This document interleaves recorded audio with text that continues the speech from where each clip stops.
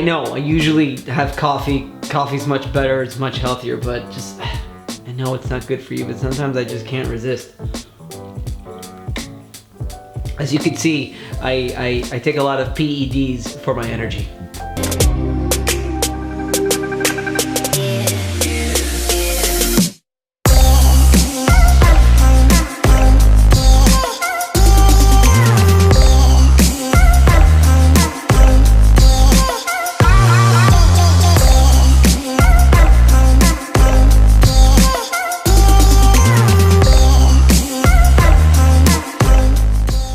What's up, advocates? We're back. Commercial Claims Show. I'm your host, Vince Perry, licensed and certified public adjuster in the state of Florida. We're back with another episode, and we're back with another bonus episode, and a bonus episode on a Friday, and another top 10. Top 10. This time we're going to avoid the negativity of top 10 mistakes, which I hope you guys all enjoyed. This time we're doing the top 10 ways to maximize your claim. Okay? Get the most value of your claim. Get the most dollar amounts of your claim on every single claim, hopefully. These are just 10 ways that I've just come up with that have obviously helped me throughout my years. Like I said in the last video of the top 10 mistakes, please comment below if there's any more. If there's anything that I'm missing. I guarantee I'm missing some. I don't know everything, that is for sure. So let's get straight into it. These are in no particular order. None is really more important than the other. So if you hear me say, this is the key, this is the vital, this is the most important, not necessarily true. They're all really important. So make sure we get good at all these things. So number 10 is negotiation. Negotiation is super important. It's something that you get better at with time. I still personally, I feel like I have a lot to learn, and I still try to read up as much as I can. A couple of books that have been recommended in Facebook groups, which are fantastic. The first book I read is Getting to Yes. So Getting to Yes is a very good book that you could read, which basically talks about finding interest in both sides. You want both sides to sort of have the same common interests. And I'll give you an example with the insurance company. When you're negotiating with an insurance adjuster and they're only trying to pay $10,000 and you got $100,000, you need to remind that insurance adjuster that we have the same interest, and that's the insured, that's the homeowner. At the end of the day, you know, they're representing the insurance company, which is supposed to have the homeowner's best interest at heart.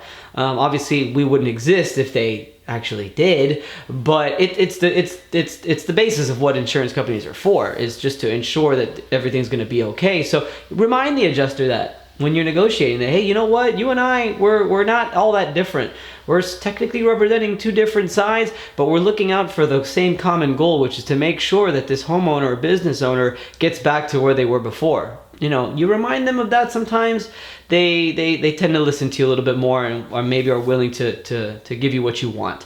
The other book that I like a lot is Never Settle for Less. I can't remember the name of the writer. I could find it while I'm sort of talking right now. But Never Settle for Less was written by a former FBI former FBI hostage negotiator, and the book is fantastic. I actually just finished it, and it's pretty good. Is it Never Settle for Less? Oh my goodness! Maybe that's not what it's called. Hold on. And T minus 3, 2, 1, and it's called Never Split the Difference. Never Split the Difference by Chris Voss. So sorry, not Never Settle for Less. Never Split the Difference by Chris Voss. He is a former FBI hostage negotiator, and he's got some really interesting techniques, actual legitimate specific techniques on how you could get the other side to give you what you want. So it's basically asking a lot of questions. You ask, you know what, I'm not going to give away too much in case you're on the other side. But no, you want to ask how and when questions, and it's very, very interesting. I would take a look at that book as well. Okay, so negotiation. You get better at it, and the better you get, the more you're going to maximize a lot of your settlements. So I would suggest just practicing. Maybe you could practice on your kids, practice on other people, and read up on it as much as you can. Okay, number 9 is, this is going to be pretty obvious, but good estimates. You want to have a good estimate. You want to make sure, like I said in my top 10 mistakes, is people don't put everything that's supposed to be in there. You don't want to miss anything. You don't want to miss anything on your estimate. Obviously, you don't want to have any fluff in there. You want to have a good argument for every single line item that you have in your estimate, but don't miss anything. You need to also include stuff that has potential of breaking when you're doing the repair process. So insurance companies say that they're only allowed to write up what's damaged. You, as a public adjuster, need to make sure that you write up everything that also is potentially possible to be damaged. If you disagree with me and you're on the insurance company side, please send me a comment. But that's just the way it's got to be. You got to make sure that you have everything in there so that you could help your negotiations and maximize your claim to get as much as possible. No fluff, nothing that's not supposed to be in there. If there's no damage to the kitchen cabinets, I wouldn't write up the kitchen cabinets. If there's no damage to the ceiling, I wouldn't write up the ceiling. However, if your floor is going under the kitchen cabinets, you are going to at least need to detach and reset those things. So keep that in mind. Have good estimates. Whether you put the estimates together yourself or whether you hire an estimator, have good estimates. To me, I told you I was going to say this. To me, this is number 8. I think it's probably the most important thing, and I realize this now that I have a very good assistant working for me, and it's very nice. And you want to have a streamlined workflow is what I call it. Streamlined workflow. What does that entail? That means having a good follow-up system, having a good file system, and having a good note-taking system. So you have a system sort of in place that you follow up on a weekly basis. Every single day, you've got a calendar that comes up on that file that says you need to follow up with the insurance company. Okay, that's very important because that pushes them. If there's no information that they need to investigate their claim within 90 days, well, it shouldn't take them 90 days. If they've got everything they need, which we'll get to, documentation, so on and so forth, well, that's it. They need to make a coverage decision immediately. So within a week or 2 weeks, just need to follow up. So a good follow-up system. What else did I say? You need to have a good follow-up system, a good filing system, just to make sure you've got all your files in order. And I said something else that I can't remember.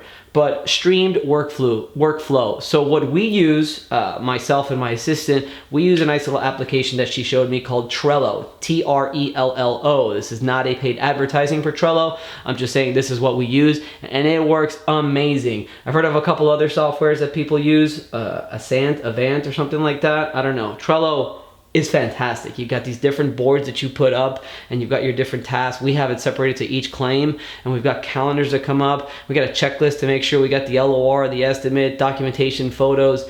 It's really cool. So Trello works for us. I use Google Calendar for all my calendar appointments, Gmail. I use a lot of Google stuff. I know a lot of people have different CRMs. I'd love to hear what CRMs that you use. I don't use that, but we definitely use Trello, and it works fantastically. So a streamlined workflow, very important. It will help your claims get paid not just max settlement, but much faster by pushing them along on a weekly basis.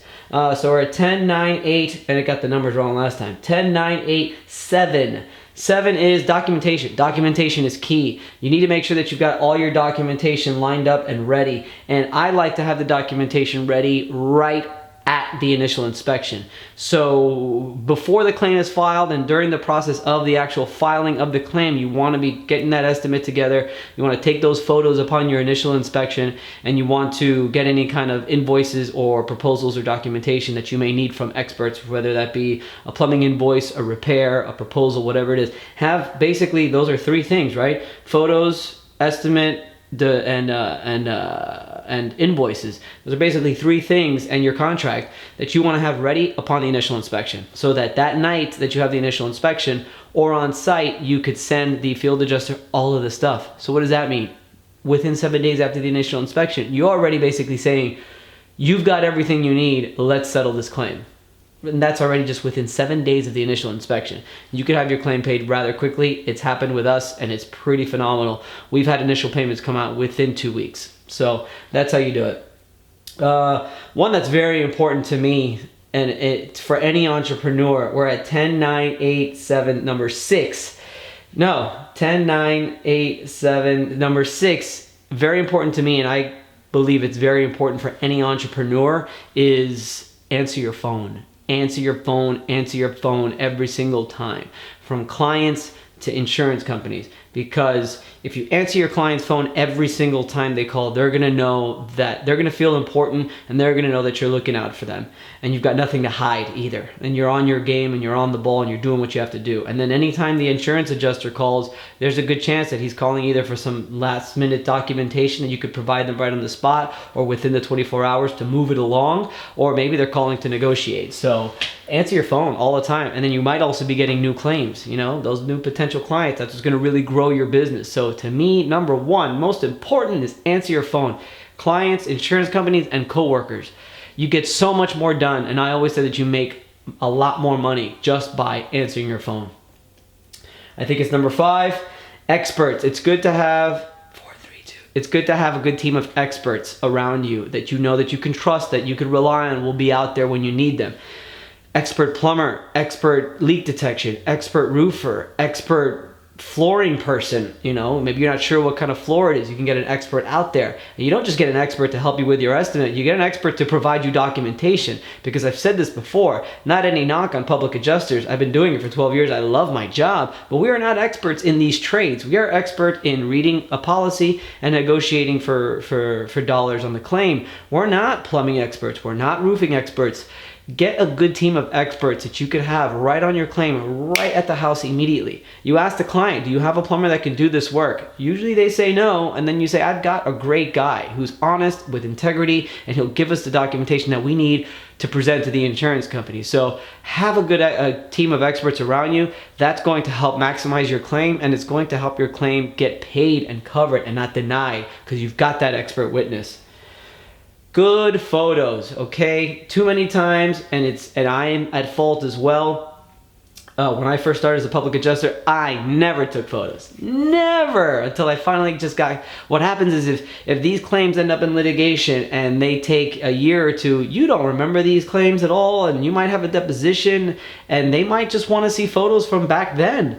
And if you don't take them upon your initial inspection, it could hurt your claim later.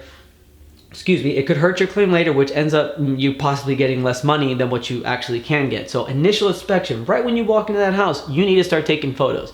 I like to take photos starting from the outside, take a photo of the outside of the house, and then I just go room by room, try to get the damage first, and then do all the rooms wherever it's continuous flooring and so on and so forth. But good photos are very important. Attorneys love good photos if it's in litigation, and it's just good to have as a part of your file when you send that out to the insurance company.